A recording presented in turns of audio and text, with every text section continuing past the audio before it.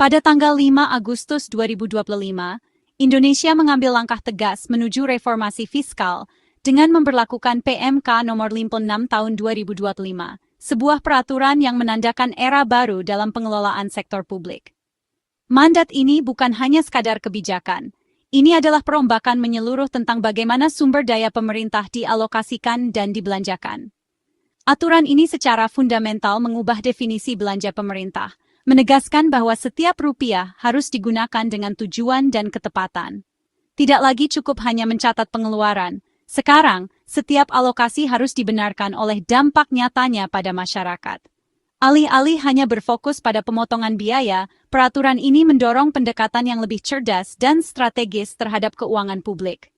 Kementerian ditantang untuk berpikir kreatif, mencari cara untuk melakukan lebih banyak dengan lebih sedikit, sambil tetap mencapai tujuan mereka. Semua kementerian dan pemerintah daerah sekarang diwajibkan untuk secara ketat mengidentifikasi dan menghilangkan pengeluaran yang tidak penting. Penghematan yang dihasilkan dialihkan ke program-program yang dianggap mendesak untuk pembangunan nasional, seperti layanan kesehatan, pendidikan, dan infrastruktur. Tujuan utamanya adalah untuk menumbuhkan budaya efisiensi dan akuntabilitas di setiap tingkatan pemerintahan. Pengeluaran yang bertanggung jawab bukan lagi sekadar harapan, tetapi standar yang harus dipenuhi oleh semua pegawai negeri. Dengan mengetatkan anggaran hari ini, Indonesia sedang membuka jalan bagi investasi yang akan memiliki dampak langsung dan berkelanjutan bagi warganya. Meningkatkan pelayanan publik, membangun infrastruktur modern, dan mendukung masyarakat rentan. Ini bukan sekadar penyesuaian teknis dalam penganggaran. Ini menandai perubahan mendasar dalam tata kelola pemerintahan, di mana nilai dan efektivitas setiap program terus dievaluasi, dan kelambanan digantikan oleh inovasi dan hasil nyata. Di bawah mandat efisiensi 2025, setiap pengeluaran kini harus membuktikan nilainya, menunjukkan manfaat yang jelas bagi kesejahteraan bangsa, dan memastikan bahwa dana publik benar-benar melayani rakyat Indonesia. Upaya efisiensi pemerintah ini lebih dari sekadar penghematan biaya. Ini adalah upaya strategis dengan dua tujuan utama: menjaga keberlanjutan fiskal dan memastikan bahwa prioritas presiden didanai sepenuhnya. Di dunia dengan sumber daya terbatas dan tuntutan yang terus meningkat, setiap keputusan itu penting. Para pemimpin harus menimbang kebutuhan hari ini dengan janji untuk hari esok, memastikan bahwa keuangan negara tetap kuat dan tangguh. Dengan menekan pengeluaran yang tidak perlu, pemerintah menjaga defisit tetap terkendali dan menjaga stabilitas ekonomi. Ini berarti memeriksa setiap item anggaran, mengidentifikasi ketidakefisienan, dan membuat pilihan sulit tentang apa yang benar-benar penting. Ini adalah proses yang membutuhkan disiplin, transparansi, dan komitmen untuk kepentingan publik. Daripada menaikkan pajak atau menambah utang negara, penghematan yang dihasilkan dari upaya ini dikumpulkan dan dialokasikan kembali ke program-program unggulan, seperti makan bergizi gratis untuk anak sekolah, dan inisiatif yang memperkuat ketahanan pangan. Program-program ini dirancang untuk mengangkat komunitas dan memberikan manfaat nyata bagi jutaan warga. Pendekatan ini dengan hati-hati menyeimbangkan disiplin fiskal dengan kebutuhan untuk memenuhi janji-janji kampanye. Ini tentang menemukan keseimbangan yang tepat antara penganggaran yang bertanggung jawab dan kemajuan yang berarti.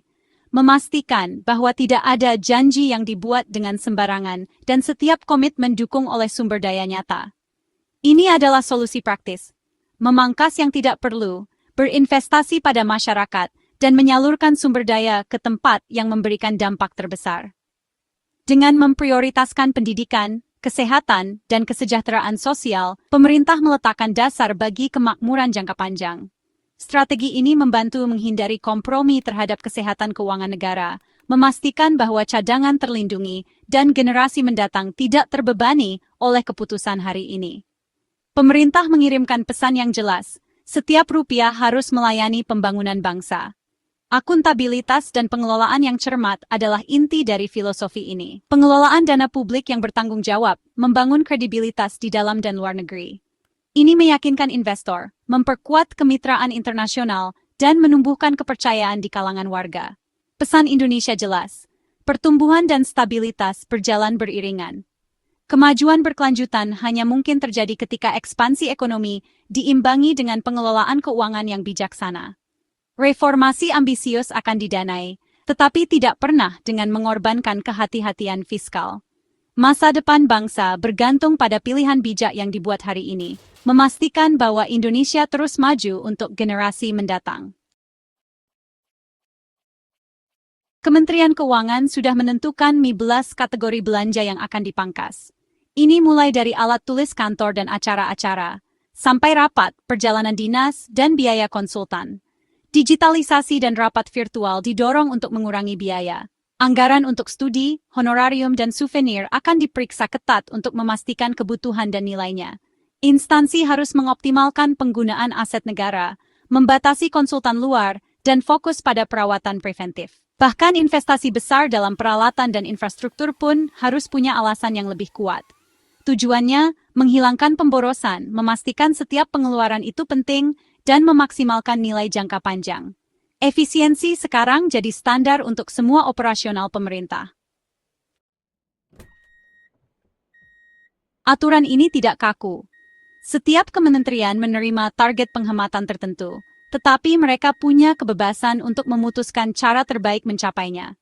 Fleksibilitas ini penting, karena setiap kementerian punya tantangan dan prioritas yang unik.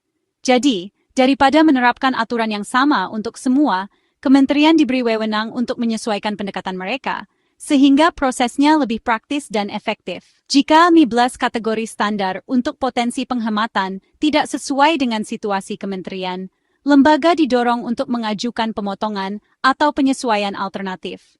Satu-satunya syarat adalah target total penghematan tetap harus tercapai.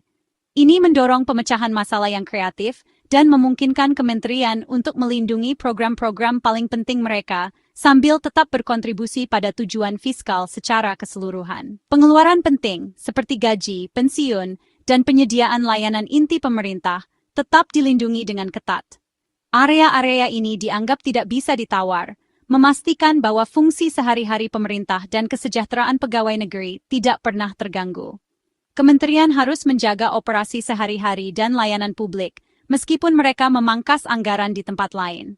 Ini berarti masyarakat terus menerima layanan yang mereka butuhkan, dan pemerintah menjaga komitmennya kepada publik, terlepas dari penyesuaian anggaran. Menteri Keuangan memainkan peran pengawasan penting, meninjau dan menyetujui semua penyesuaian yang diusulkan.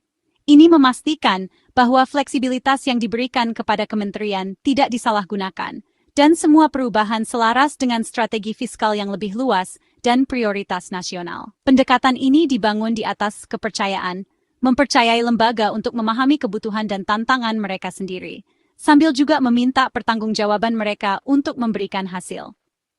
Evaluasi rutin dan pelaporan yang transparan membantu menjaga keseimbangan ini. Sistem ini disiplin namun mudah disesuaikan, mendorong efisiensi dan inovasi tanpa merusak fungsi vital pemerintah. Ini mendorong kerja tim, perencanaan yang cermat, dan fokus pada hasil daripada hanya proses. Ini adalah cara yang lebih cerdas untuk mengelola perubahan, target yang kuat ditetapkan, tetapi metode untuk mencapainya tetap fleksibel. Keseimbangan ini membantu kementerian tetap gesit dalam lingkungan yang terus berkembang. Efisiensi ditegakkan, tetapi tidak pernah mengorbankan apa yang paling penting. Sistem ini dirancang untuk melindungi misi inti pemerintah, memastikan bahwa layanan dan tanggung jawab penting selalu diprioritaskan. Pengendalian fiskal di sini dinamis, tidak dogmatis. Dengan menggabungkan pengawasan dengan fleksibilitas, pemerintah dapat menanggapi tantangan baru sambil menjaga disiplin keuangan yang kuat dan kepercayaan publik. Dorongan efisiensi ini datang dengan janji, tidak ada pegawai pemerintah non-PNS aktif yang akan diberhentikan untuk memenuhi target penghematan. Kementerian tidak bisa menggunakan pemotongan anggaran sebagai alasan untuk mengakhiri kontrak atau memberhentikan staf sementara sebelum masa kontrak mereka berakhir. Perlindungan ini menjaga semangat kerja dan memastikan keberlanjutan pelayanan publik. Ketika kontrak berakhir secara alami, perpanjangan adalah kebijakan institusi, tapi pemecatan massal demi efisiensi tidak akan dilakukan. Kebijakan ini mencapai keseimbangan, melindungi pekerja, memungkinkan penyesuaian bertahap, dan memfokuskan pemotongan pada pemborosan, bukan pada orang. Efisiensi tidak boleh mengorbankan mata pencarian. Pesan pemerintah, kehati-hatian fiskal bisa bersifat manusiawi. Efisiensi anggaran bukan hanya urusan eksekutif saja, pengawasan parlemen juga ikut dilibatkan. Alokasi besar memerlukan konsultasi dan, jika diwajibkan oleh undang-undang, persetujuan dari komisi terkait di DPR. Ini menjamin transparansi, akuntabilitas, dan penghormatan terhadap wewenang legislatif. Proses ini memungkinkan anggota DPR untuk meneliti, mempertanyakan, dan menyempurnakan rencana efisiensi. Ini mencegah perubahan sepihak dan menjaga keseimbangan kekuasaan konstitusional. Debat publik dan masukan legislatif menghasilkan hasil yang lebih baik dan adil. Reformasi fiskal adalah tanggung jawab bersama, demokrasi dalam tindakan. Kebijakan ini ketat, tapi tidak kaku. Anggaran yang diblokir bisa dibuka kembali untuk kebutuhan mendesak. Kementerian harus mengajukan permohonan secara resmi, tapi hanya presiden yang bisa menyetujui pembukaan dana. Ini memastikan penghematan hanya digunakan untuk pengeluaran penting yang tidak terduga atau program prioritas tinggi. Syaratnya termasuk menutupi biaya wajib, mendukung layanan penting, atau mendanai inisiatif mendesak dari presiden. Prosesnya dikontrol ketat untuk mencegah penyalahgunaan. Katup pengaman ini membuat pemerintah tetap gesit dan responsif. Disiplin fiskal tetap terjaga, tapi tidak dengan mengorbankan fungsi-fungsi penting. Kemampuan beradaptasi sudah ada dalam sistem. Kekhawatiran tentang penghematan yang menghambat pertumbuhan langsung ditangani. Pemerintah mengalihkan lebih dari 300 triliun rupiah dari pengeluaran yang dampaknya rendah ke program-program yang dampaknya tinggi. Penghematan dari perjalanan dan seminar akan mendanai makanan bergizi gratis dan proyek ketahanan pangan. Inisiatif ini meningkatkan permintaan produk lokal, menciptakan lapangan kerja, dan merangsang ekonomi pedesaan. Investasi dalam pangan dan pertanian memperkuat ketahanan dan mendorong pertumbuhan yang inklusif. Tujuannya adalah anggaran yang lebih ramping yang menggerakkan kegiatan ekonomi real, bukan hanya birokrasi. Pemerintah menargetkan pertumbuhan 5,25% pada tahun 2026. Yakin bahwa pengeluaran yang lebih cerdas akan membuahkan hasil. Efisiensi bukanlah kontraksi. Ini adalah katalisator untuk kemakmuran. Peraturan efisiensi adalah landasan bagi Indonesia yang lebih kuat dan lebih adil. Dengan mengalokasikan kembali dana ke program-program prioritas, pemerintah bertujuan untuk meningkatkan kehidupan sehari-hari dan berinvestasi pada generasi berikutnya.